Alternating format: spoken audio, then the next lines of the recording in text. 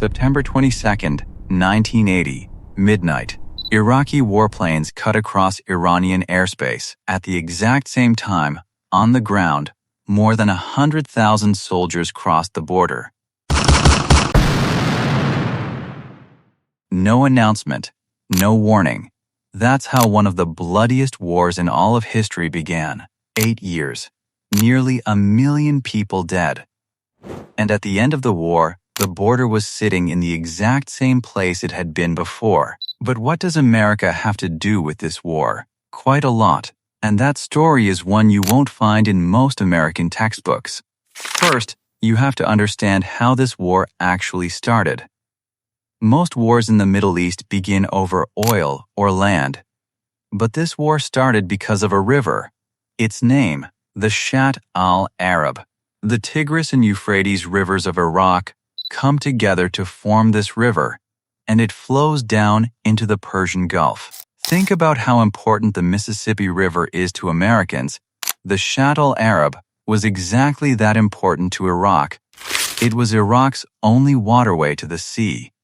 The port of Basra, oil exports, trade, everything depended on that river. Without it, Iraq was basically a landlocked country. And for Iran, the river wasn't any less important. Oil refineries, port cities, all of it sitting right along that river. In 1937, the British stepped in and brokered a decision.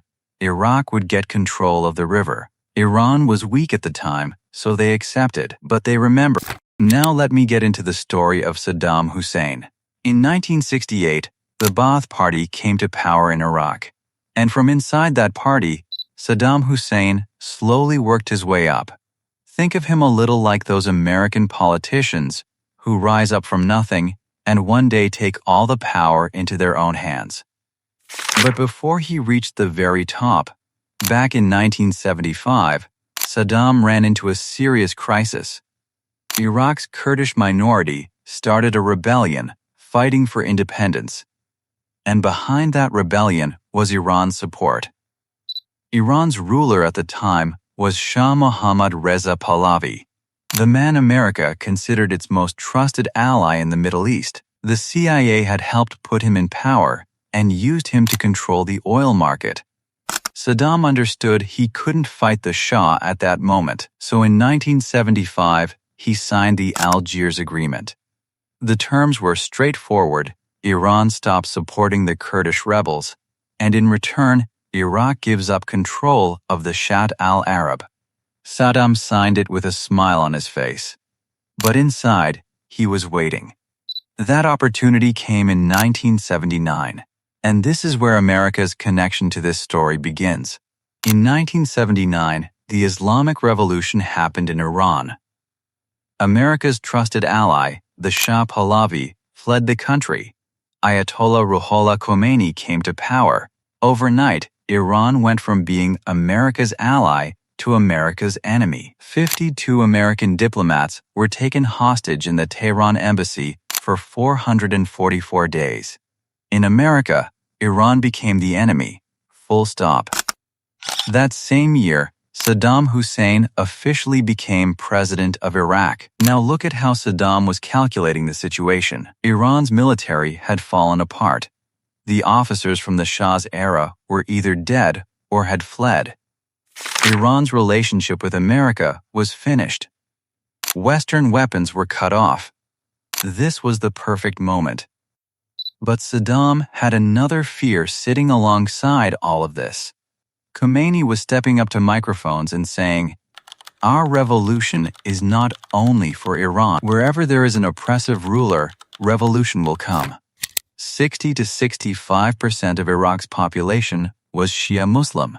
But power was in the hands of Saddam's Sunni Ba'ath Party. If Khomeini's words reached Iraq's Shia population, a revolt would break out right inside his own country.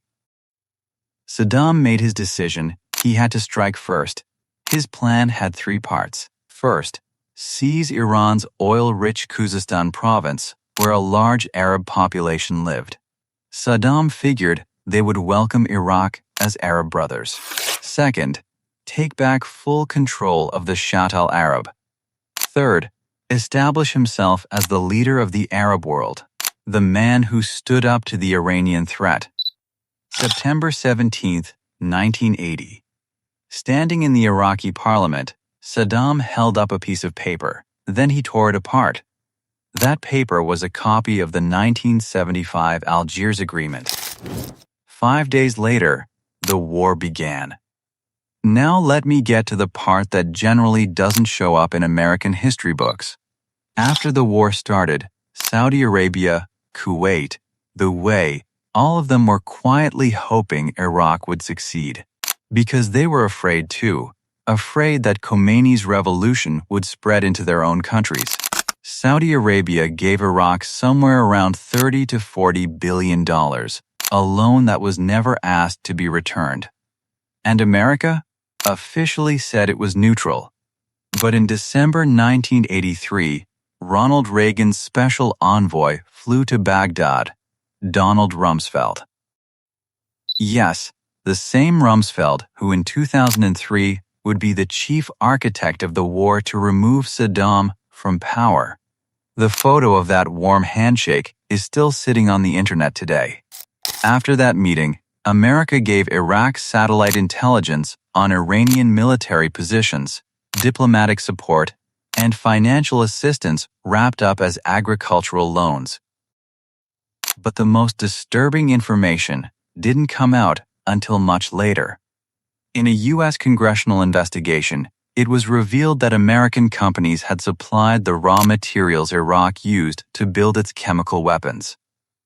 When those weapons were used on Iranian soldiers, the Reagan administration did condemn it, technically, but kept every relationship with Iraq completely intact. The reason was one and only one. Iran had to be kept weak. Now let me go back to the battlefield. Saddam thought Khuzestan would fall in a matter of weeks. What actually happened was the complete opposite. Iran's Arab population didn't rebel. They fought against Iraq instead. Because when an invader shows up, the instinctive rage people feel breaks right through the walls of ethnicity and nationality. America had seen that in Vietnam. Saddam saw it in Iran. The Battle of Khorramshahr became one of the most brutal urban battles in all of history. The Iranians renamed that city Madinat al-Dam, the City of Blood. It took Iraq 3 months to capture it, and what they got in the end was a pile of rubble. Iran fought back in a way nobody had prepared for. Millions of volunteers joined the Revolutionary Guard. Teenagers, old men, everyone. They walked straight into minefields.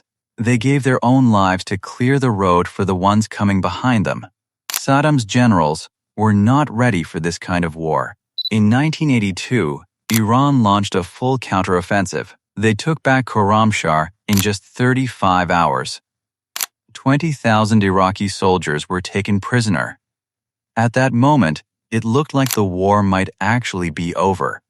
Iraq was sending signals it wanted to negotiate. The United Nations was trying to mediate. But Khomeini refused.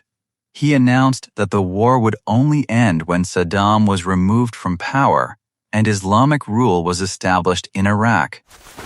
That one decision stretched the war out for 6 more years. Millions more people died.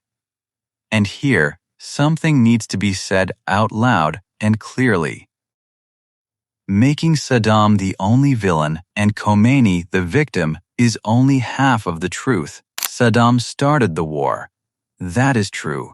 But Khomeini refused to stop it in 1982 when he had every opportunity to do so. That is also true. The war was grinding toward an end in a strange kind of exhaustion. And right at this moment, in the Kurdish town of Halabja in northern Iraq, chemical bombs were dropped. Thousands of people died. Children, women, the elderly, nobody was spared. The U.S. State Department first said Iran had carried out the attack. Later, it admitted this was Iraq's doing. but it still kept full diplomatic relations with Iraq. Think about that for a moment. The raw materials were supplied by American companies. Those materials built the weapons. Thousands of people died from those weapons, and America kept its eyes shut.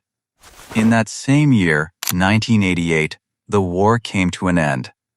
Khomeini accepted UN Resolution 598 and declared a ceasefire. His statement stands as one of the most heartbreaking admissions in history. He said, "Accepting this agreement is for me the equivalent of drinking a cup of poison, but I am accepting it for the sake of Islam and the revolution." A year later, in 1989, Khomeini died.